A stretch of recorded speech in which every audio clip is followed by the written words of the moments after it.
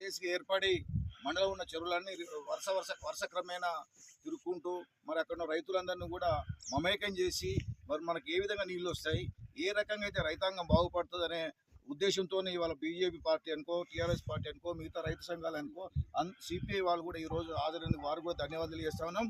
ఏ కార్యక్రమాన్ని తీసుకున్నా ఈరోజు మీకు ఎమ్మెల్యే గారిని ఒక గుర్తుంచుకో, 15వ ప్యాకేజ్ ద్వారా గత 4 సంవత్సరాల క్రితమే సర్వే చేసి 2 సంవత్సరాల క్రితం రైతుల డబ్బుల ఖాతాలో డబ్బులేసి మరి కాంట్రాక్టర్ కూడా 2.5 సంవత్సరాల క్రితం కాంట్రాక్టు పనులు మొదలుపెట్టారు. దగ్గర 9.5 కిలోమీటర్లు, ఇంకొక 2.5 కిలోమీటర్లు చాలా రెవెన్యూలో తవ్వారు. మొత్తం 11.5 కిలోమీటర్లు తవ్వారు. ఇంకా 9 కిలోమీటర్లు తవ్వితే ఆలేరు నియోజకవర్గం సస్యశ్యామలయ్యే అవకాశం రాజేపేట ఎత్తు ప్రదేశం ఉన్నది. ఇక్కడ నుంచే ఆలేరు వరకు, తుంగతుర్తి వరకు పోయే అవకాశం ఉన్నది.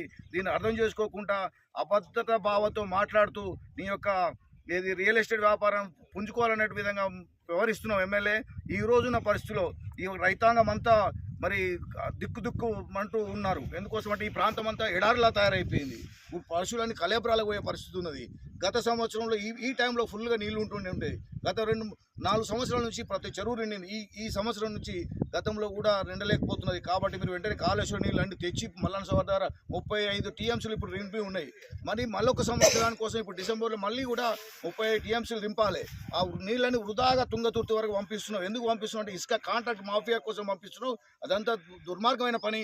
నువ్వు చేయదలుచుకుంటే ఇప్పుడైతే కాంట్రాక్ట్ ఉన్నాడో అతను కూడా కాంగ్రెస్ పార్టీలో ఒక ప్రధానమైన లీడర్గా ఉన్నాడు. కాబట్టి అతని మీద ఒత్తిడి చేసి మరి సంబంధిత మంత్రి ద్వారా ఒత్తిడి చేసి వెంటనే కాలువ తవ్వాలి. నువ్వు మాట ఇచ్చినావు. నీ మాట ప్రకారం నిన్న చల్లూరులో పోతే రైతులు చెప్తున్నారు, ఒకవేళ నాకు సంవత్సరంలో నీళ్ళు లేకపోతే ఇక్కడున్న బీరప్ప చెట్టు కట్టేయమన్నామంట. మరి రైతాంగం అంతా ఇట్లా చేస్తూ ఉన్నారు. కానీ రాష్ట్రంలో పూర్తిగా విఫలమైన ఉన్నటువంటి నిధులన్నీ కూడా మనకు వచ్చినాయి. మరి కాంట్రాక్టర్కు డబ్బులు ఇచ్చిండు, రైతులకు డబ్బులు ఇచ్చిండ్రు. మీరు కష్టపడాల్సిన పని లేదు. ఓన్లీ ఈ మిషన్స్ పెట్టి తవ్వి ఇచ్చేస్తే రైతులందరూ కూడా హ్యాపీగా ఉంటారు. ఇప్పుడు మా నార్మల్ డైరెక్టర్ గారు, మా జేఏసీ ప్రెసిడెంట్, మరి టీఆర్ఎస్ మండలాధ్యక్షుడు కూడా గత వారం 10 రోజులుగా ఏ విధంగా వస్తాయో చెప్తా ఉన్నారు. వీటిని పరిగణ తీసుకొని ఒకవేళ మీకు చేత కాకుంటే మమ్మల్ని పిలవండి, మేము వస్తాం. ఏ రకంగా మీకు సలహాలు సూచనలు ఇస్తామో మరి సంబంధిత మంత్రి దగ్గరికి పోదామంటే మేమంతా కూడా వస్తాం.